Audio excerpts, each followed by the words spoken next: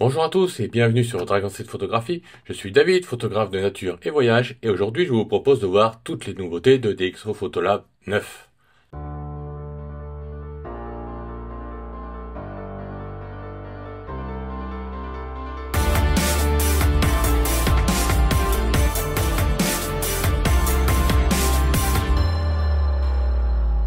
Tout d'abord, je vous invite à visiter mon blog logiciels et formations sur dragonstreetphotographie.net, sur lequel vous trouverez mes formations sur On-One Photoro, Capture One et DxO Photolab. Vous avez aussi mes derniers articles sur les dernières sorties et mises à jour logicielles, ou mes articles tests sur certains logiciels que j'ai évalués pour vous. Vous avez aussi mon blog Nature et Voyage sur dragonstreetphotographie.eu, en français et en anglais, pour suivre mes aventures sur le terrain, et dragonstreetphotographie.com, sur lequel vous retrouverez toutes mes galeries photos disponibles à visiter. Sans plus attendre, passons sur DxO Photolab 9 et son interface. Comme vous pouvez le constater, l'interface générale n'a pas trop changé. Nous avons toujours Photothèque et Personnalisé en tant qu'onglets principaux, donc l'un pour gérer votre bibliothèque d'images et l'autre pour le développement. Toujours sur la gauche, nous avons la liste des dossiers, notamment des favoris, des dossiers et ensuite les projets. Projet ici où j'ai fait une petite collection d'images de façon à faire cette vidéo.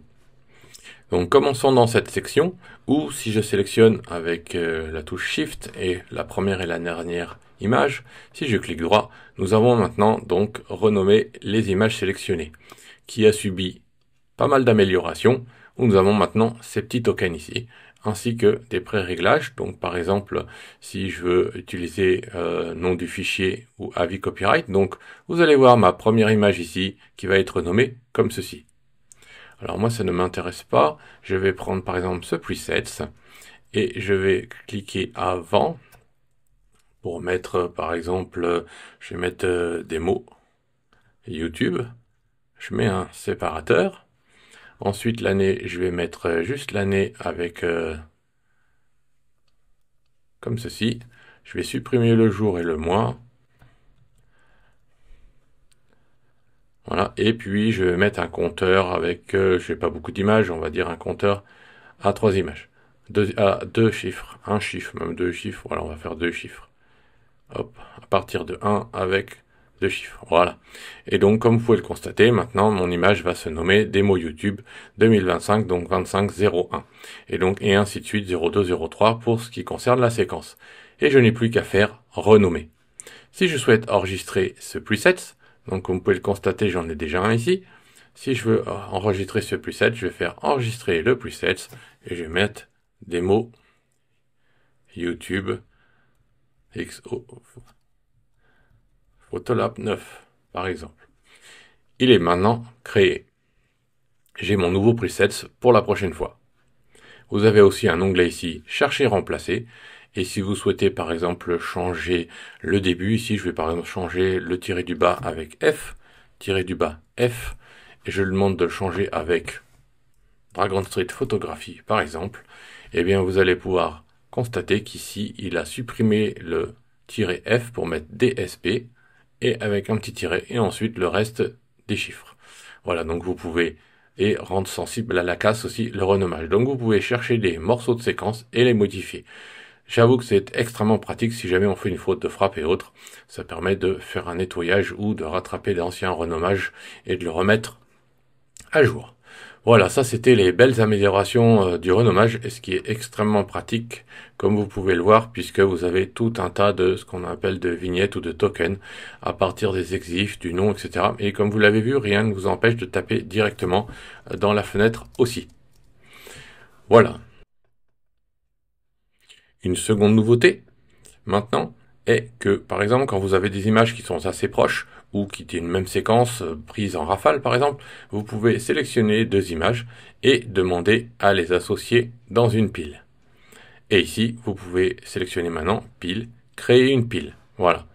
Vous cliquez sur le petit chiffre, elle se déploie et elle se referme. Vous pouvez la déployer et demander, cliquez droit, parce que maintenant vous avez toute une liste donc de possibilités avec retirer l'image que je viens de sélectionner de la pile, supprimer la pile, déplacer sur le sommet de la pile, donc je vais la mettre dessus, voilà, elle repasse sur le dessus, je reprends l'autre image, pour faire la suite. Et vous pouvez déplacer en haut de la pile. Donc on va remonter d'un cran. Ici, on la met au-dessus de la pile si on a une dizaine d'images.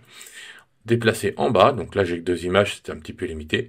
Réduire la pile, donc la refermer. Ou empiler par date de prise de vue. Empiler par date de prise de vue, cela, ça va être pratique par exemple pour gérer tout un dossier où vous voulez regrouper les images par pile et qui auront été pris de manière très proche en termes de temps. Voilà. Donc là, ce sont des images un peu éparpillées, donc il n'y a pas vraiment d'intérêt. Je vais désempiler, voilà, mes images comme ceci. Ça, c'était la deuxième nouveauté donc que nous avons dans le module bibliothèque. Nous voilà maintenant dans le module personnalisé qui est le module d'édition photo. Ici, je vous ai sélectionné quelques images. On va prendre par exemple celle-ci. Et comme à l'accoutumée et à chaque mise à jour, nous avons une amélioration du débruitage, mais aussi aujourd'hui l'amélioration de la netteté optique qui passe en version 2. Donc si je prends la loupe, je la mets à 200% et j'attire sur votre attention que cette image a été prise à 12 000 ISO. Donc nous avons un peu de bruit, pas tant que ça, puisqu'il a déjà été appliqué automatiquement. Donc voilà, sans l'application du bruit. Et voilà, avec le Deep Prime 3, l'algorithme qui y est mis. Maintenant, si je souhaite avoir un petit peu plus de détails, je peux par exemple utiliser le Deep Prime XD2S, qui est fait pour les super détails renforcés, comme c'est indiqué dessous. Nous avons maintenant ces mêmes algorithmes disponibles pour les X-Trans, donc pour les appareils Fuji. Et si je souhaite renforcer les détails, je peux jongler avec, ici, forcer les détails. Voilà, comme vous pouvez le voir, avant, après, c'est plutôt extrêmement efficace.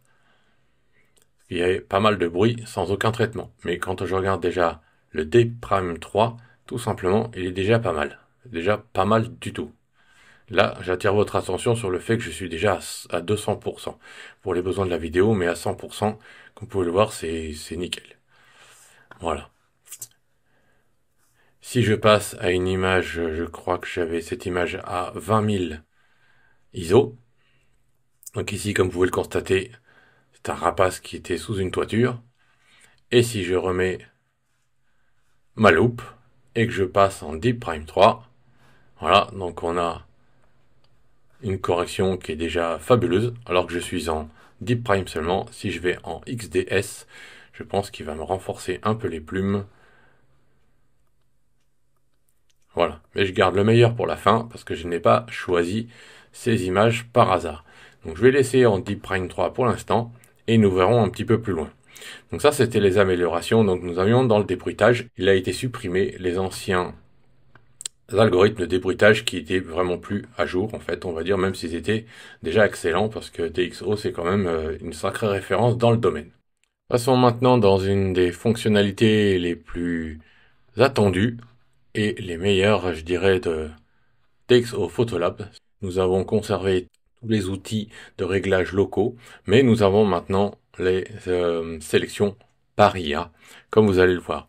Donc ici, par exemple, donc je vais faire une retouche locale, je vais mettre une rapide correction, on va faire comme ceci, sur l'image, voilà.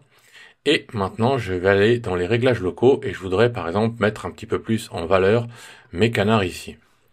Alors, je n'ai pas choisi cette image par hasard non plus.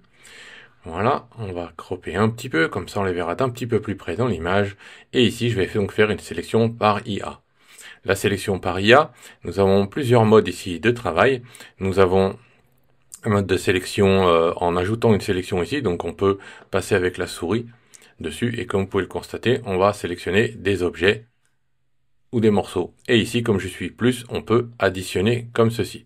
Donc là, par exemple, ici, il m'a pris donc mes 2 canards sur des masques séparés, comme vous pouvez le voir ici dans ce panneau. Je vais les effacer. Et nous avons ici aussi des sélections par zone. Donc je peux sélectionner comme ceci mes 2 canards aussi. Et donc là, il m'a fait un seul masque, comme vous pouvez le constater dans le panneau des masques. Maintenant, nous avons encore mieux, c'est que nous avons ici de quoi sélectionner directement les vêtements, visage, cheveux, véhicules, fleurs, animaux, personnes, arrière-plan, sujet, ciel. Voilà. Et il a bien dit animaux. Et vous voyez, il est relativement rapide parce qu'à peine je survole, clac, il a déjà sélectionné. Je vais donc sélectionner animaux. Et quand je survole ici, ou dessus, il m'a sélectionné bien les deux animaux. Et si je le souhaite, parce qu'il m'a pris un petit peu en bas, donc il m'a pris un petit peu les ombres, mais si c'est pas ce que je souhaite, je peux tout à fait prendre par exemple un pinceau, le pinceau négatif ici, et je vais aller passer un petit coup de pinceau en dessous, si je ne souhaite pas sélectionner par exemple ce qu'il y a en dessous. Et maintenant je veux peut-être ouvrir un petit peu les ombres, voilà, pas trop quand même, pour les remettre un petit peu plus visible, un petit peu plus ressortant de la photo, et un petit peu de clear view. Voilà, et on peut faire avant, après, comme ceci. Donc maintenant, j'ai appliqué donc cette correction. Je vais cliquer droit ici, je vais faire copier les réglages de correction, je vais cliquer sur ces deux images, et je vais faire coller les réglages de correction. Alors je peux coller les corrections sélectionnées. Si je fais ça, il va me proposer ici le panneau pour savoir ce que je souhaite coller ou pas. Donc ici, je peux très bien utiliser les réglages locaux qui sont là et enlever tout le reste. Mais comme je n'ai pas besoin de sélectionner et que je souhaite vous montrer quelque chose, je vais faire coller, tous les réglages de correction, comme ceci. Et comme il est intelligent, puisque c'est par IA, eh bien quand on va passer sur les masques, et bien vous allez voir qu'il a reproduit mon masque. Alors il m'a remis le petit coup de pinceau, je peux tout simplement l'enlever, voilà. Et si je passe sur cette image-là, ici, il m'a bien sélectionné mes trois animaux. Donc il va adapter les sélections par IA à l'image. Donc ça peut être extrêmement pratique et très rapide pour la retouche en lot. Voilà. Alors maintenant, toujours sur cette image par exemple, nous pouvons, comme je le disais tout à l'heure, combiner les choses. Donc si je clique dessus et que je souhaite par exemple assombrir l'avant-plan, je vais prendre, donc je vais rajouter une zone masque. Ici je vais le renommer, je vais mettre animaux, comme ceci. Ici je vais double-cliquer, je vais faire avant-plan, comme ceci. Et dans mon avant-plan, je vais reprendre par exemple le filtre gradué que je vais mettre comme ceci. Voilà, je vais descendre un petit peu l'éclairage pour donner un peu de profondeur. Et si je souhaite par exemple dans mon masque supprimer l'effet que ça a fait sur les canards, je vais prendre le masque IA et je vais sélectionner mon canard comme ça sur IA. Et si je passe en noir et blanc, j'affiche le masque, vous allez voir que j'ai bien mon dégradé avec mes canards qui ont été soustraits du dégradé. Et vous pouvez voir toutes les soustractions ici dans le panneau des calques. Voilà. Maintenant, je vais reprendre mon masque de couleur. Je vais recréer un étage de masque et je vais faire arrière-plan.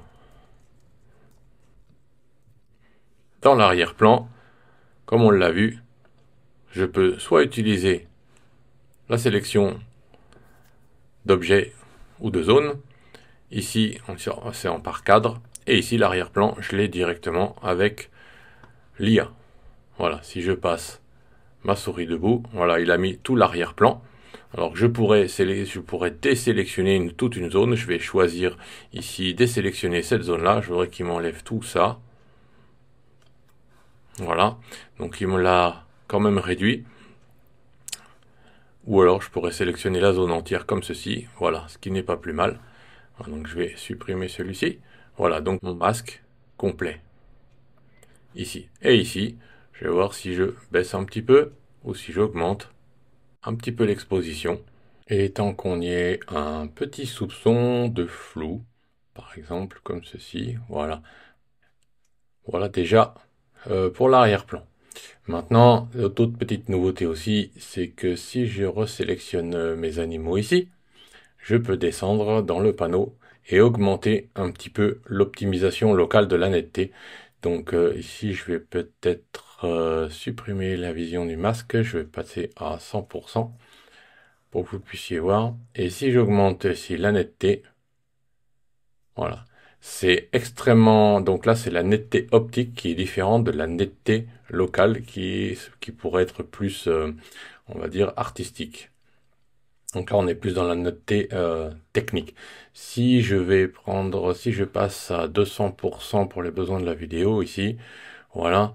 Et donc, le rendu à 100% est absolument génial. Voilà. Donc là, si j'augmente, je peux faire très bien ressortir les plumes de mon canard. Mais là, on n'est pas dans la netteté ajoutée par contraste ou micro-contraste, on est dans la netteté finalement locale du dématrissage de DxO. Donc voilà, j'espère qu'à 200%, ça se voit à peu près bien. Voilà.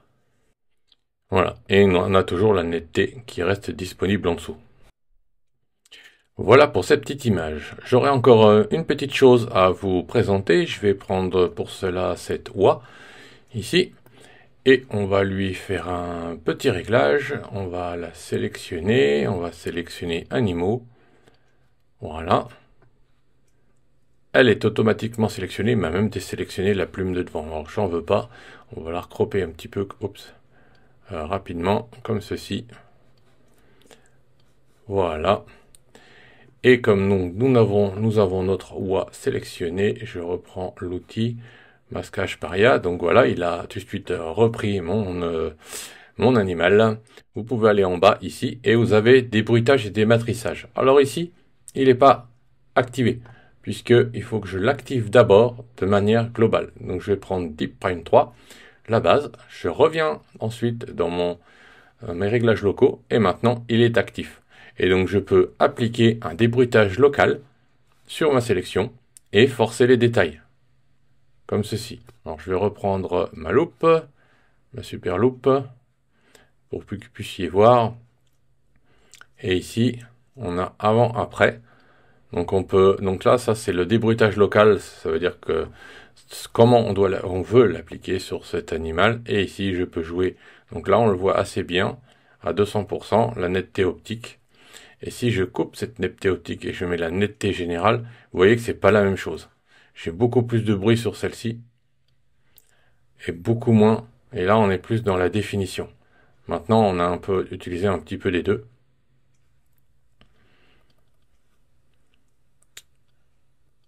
Voilà, elle est par défaut à 100% pour l'optimisation de la netteté locale. Mais ici, en fait, c'est le débruitage et le dématrissage.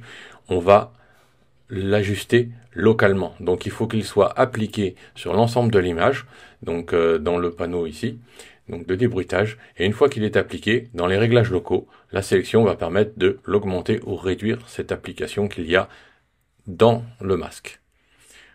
Voilà, c'était toutes les nouveautés de DxO Photolab 9. À savoir aussi que DxO Photolab 9 accepte maintenant les fichiers ProRAW, donc les fichiers des iPhones, ainsi que les fichiers HEIF et HEIC.